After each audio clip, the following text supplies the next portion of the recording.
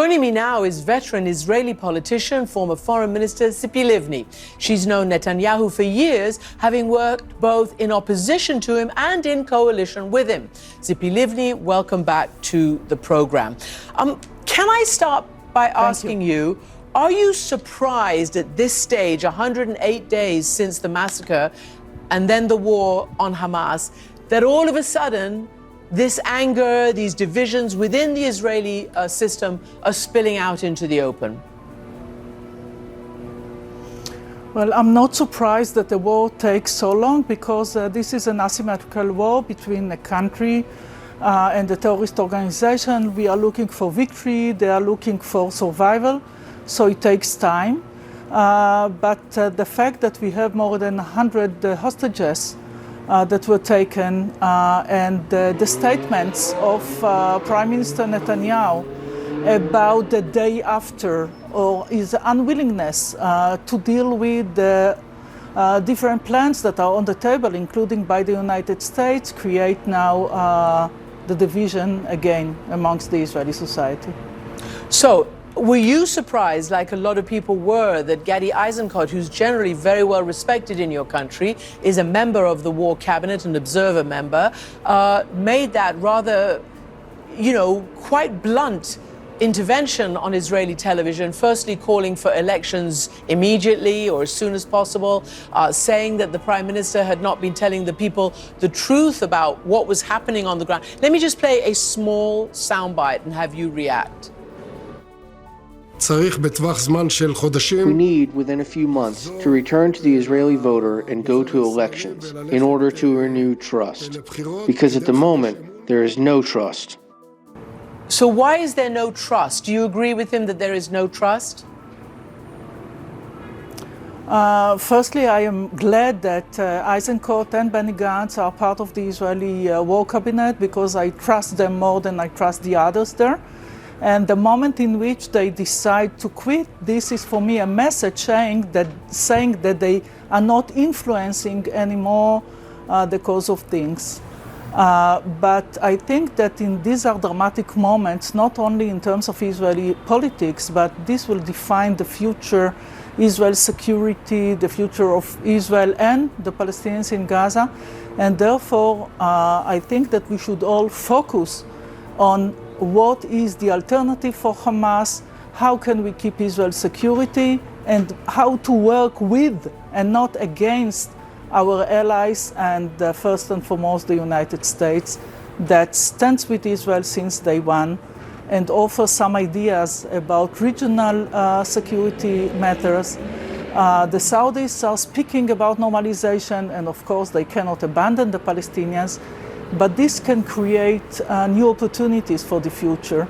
And I'm so sorry that the Israeli Prime Minister, that Netanyahu, is not using this opportunity to create a better future. Okay, can you explain why? I mean, look, people have known that he has been essentially against a two-state solution from the beginning of his mandate when he first got in power in 1996. But now he's coming out and saying it publicly and saying it in response to, as you say, his biggest backer, the United States, not to mention the entire allies and Western community, and as you said, some of the Arab states which want to normalize with Israel for Israel's security and the like.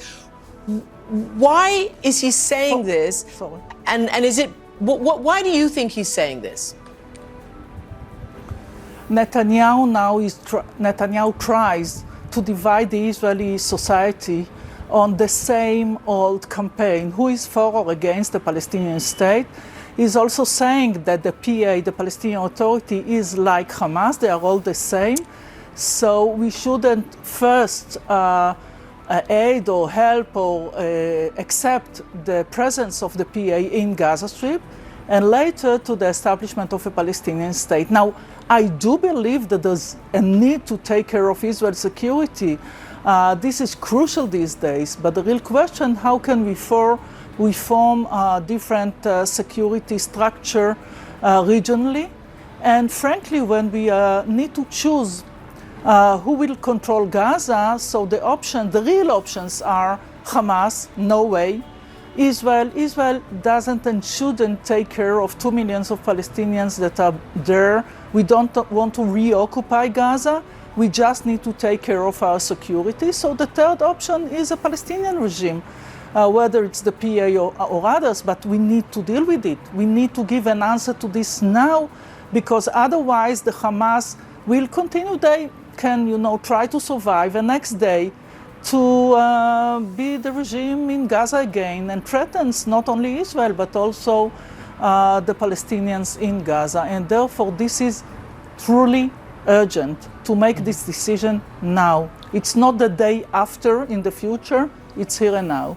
So you just said that he and many of his supporters equate the Palestinian Authority with Hamas. I mean, do you believe that to be the case, given the fact that it is the entity, the Palestinian entity, that has recognized Israel, that works with Israel by and large for the most part? Is that a smart thing to tell the people of Israel?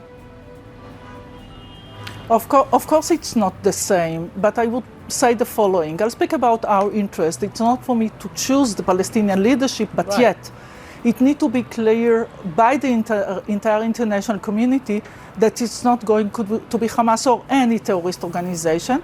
And we need a regime that is willing to work with Israel on security and give legitimacy to Israel when we need to fight against terror also within Gaza Strip, and to be responsible to the life of the Palestinians that are there.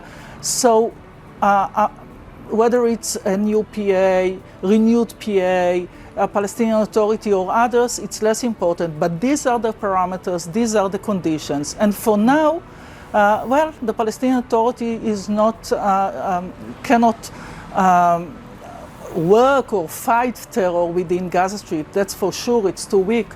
But I think that we need to enter into an interim period of time and try and work together with regional stakeholders, with the United States, to begin these steps toward the future, and without any hesitation. How do you think that's going to happen if the Prime Minister is just saying no? Who's going to make that happen? And as I said, the pollsters say that he, apparently, if it was his Likud party going to elections, he's got like 16% compared, which is like, less than half of what Benny Gantz has at about 37%. Who's going to create and enable what you're just saying, the need to work with your partners to create a final, peace? Well, it's clear that for many years Netanyahu's opponent is now losing in polls, and I do believe that this is the end of Netanyahu's era in Israel politics, and I do hope that those that will replace him from a center part of Israel politics will adapt these views. That is a combination of Israel's security needs with a vision for the future and hopefully a new regional structure. And can I ask you about the United States? What is the cost to an Israeli leader, or is there no cost, of dissing, rejecting your closest ally, particularly a president who got up and showed the world that he supported Israel in its hour of desperate need, embraced the prime minister himself despite policy differences, supported the right to self-defense and, frankly, the way the war is being conducted, very worried about it now, even calling to stop, quote, indiscriminate bombing. Is there a cost to an Israeli leader who publicly disses the president of the United States? I do believe that the Israeli public and most of the Israeli politicians truly appreciate the American administration, who stands with Israel since day one, trying to help share or show deterrence to others, including Iran and Hezbollah, that at first we all were worried that this can turn into a regional war. And this is the right thing when these horrors, Hamas as a terrorist organization did these horrors, and we are grateful.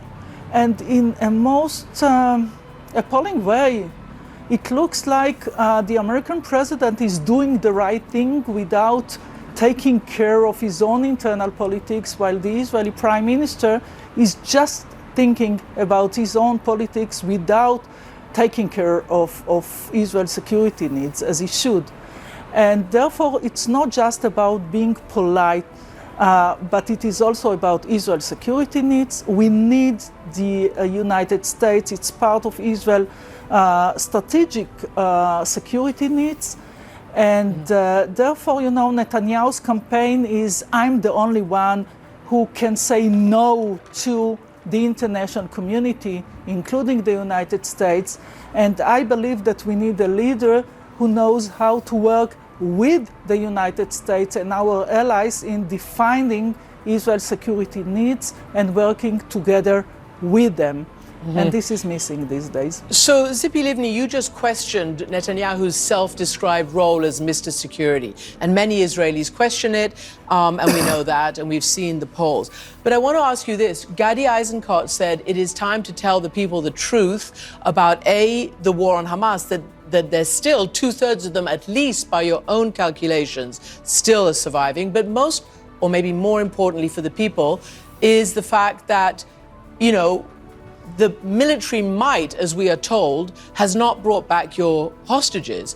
Most people believe that it was a negotiation, it was a deal, it was, there was a pause, and you got back half the hostages. Half of them remain. What do you think is... it looks like Israelis believe that too. They went into the Knesset today. No. I think that there is no Israeli who is not thinking now about 1-year-old hostage that was taken with his parents and his brother, or about the hostages. And this is the most important goal of this war. But it's also clear that we can't afford Hamas as a regime the next day.